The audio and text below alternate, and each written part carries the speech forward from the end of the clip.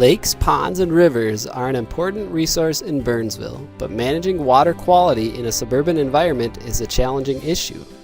The goals of this video are to increase residents' understanding of water quality issues and to educate residents on how to prevent and report water quality problems.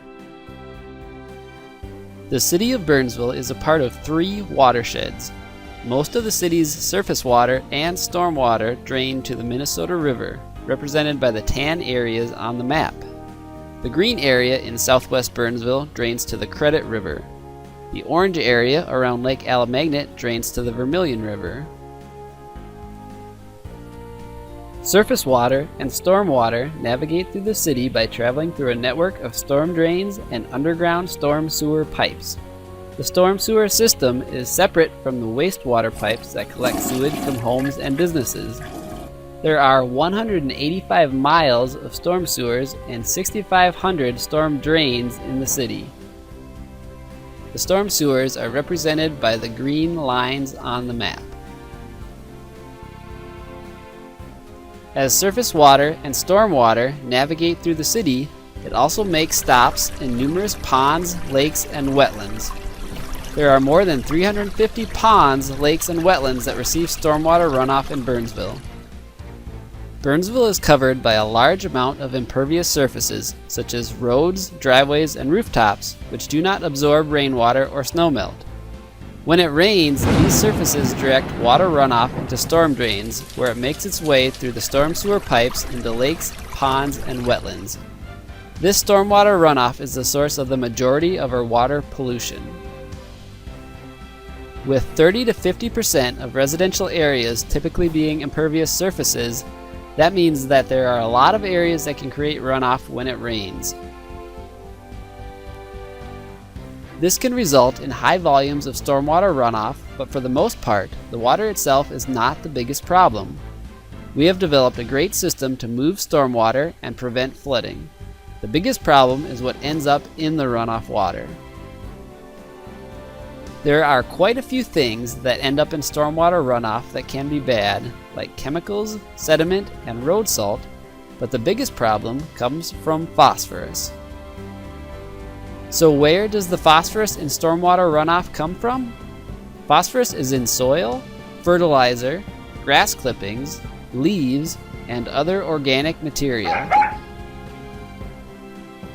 When phosphorus ends up in lakes and ponds, it causes excessive algae growth. Take this experimental lake study as an example. In the study, researchers installed a top-to-bottom lake curtain which divides the lake into 2 sections.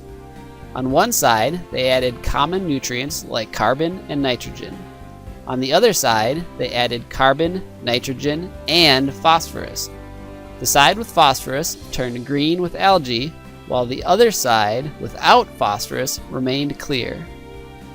So phosphorus is basically the food that algae needs to grow, and lots of phosphorus means lots of algae. All of this algae growth can hinder recreation in lakes, create unpleasant odors, and can cause toxic blue-green algae blooms. Algae growth can also shade out other vegetation, resulting in low oxygen levels and game fish die-offs. So what are the biggest contributors of phosphorus? The majority of our phosphorus comes from lawns and streets. Studies have shown that almost 80% of the phosphorus in stormwater runoff comes from these 2 sources. And once it starts raining, all of that phosphorus on the streets and lawns is washed into the storm drain and carried to a local pond or lake. So, we have some water quality challenges here in Burnsville. What can we do about it? The city has many initiatives to help reduce pollution, including street sweeping to remove sediments and phosphorus, a sediment removal program for storm ponds, and programs that install new water quality improvement projects. There are many simple things residents can do that will also help improve water quality. To learn more about what you can do, visit www.burnsville.org/water quality. On this website, you will find great tips on how you can reduce your impact on water quality. These tips include reducing your water runoff from your property by adding a rain garden or rain barrel, keeping fertilizer, leaves, and grass clippings off of paved surfaces, picking up pet waste, and minimizing the use of de-icing salts. You will also find detailed information on how to install your own rain garden, including information on free workshops and grant opportunities that can help you fund your project. Another way that residents can help is by keeping an eye out for water quality problems. Erosion at construction sites is a big potential contributor of pollution. Construction sites are required to have erosion control practices in place to prevent sediment runoff, such as silt fences, hydromulch, erosion blankets, and cover crops. If you see erosion occurring or suspect that erosion will occur if it rains, please report the issue. Illicit discharges are an important problem to watch for. Illicit discharges are any non-permitted discharge of waste into the storm sewer system.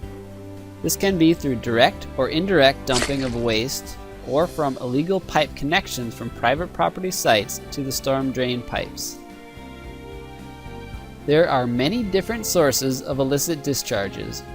Pouring waste directly down a storm drain is clearly an illicit discharge, but most of the time you aren't likely to catch someone in the act of doing this.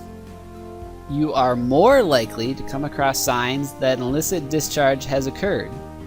Around and in the storm drain, these signs may include odd color staining, chemical odors, or nearby chemical containers. Signs of illicit discharges can also be found at the storm drain outlet pipe. If you see discolored water coming out of the outlet pipe, that's a clear sign that dumping has occurred somewhere upstream.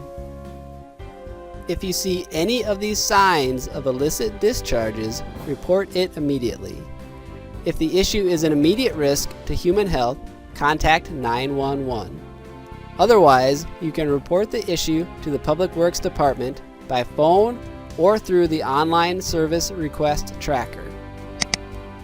Protecting water quality is a challenging problem, but one that is well worth the effort. Learning how the storm sewer system works and how it impacts water quality is a great first step in your water quality education.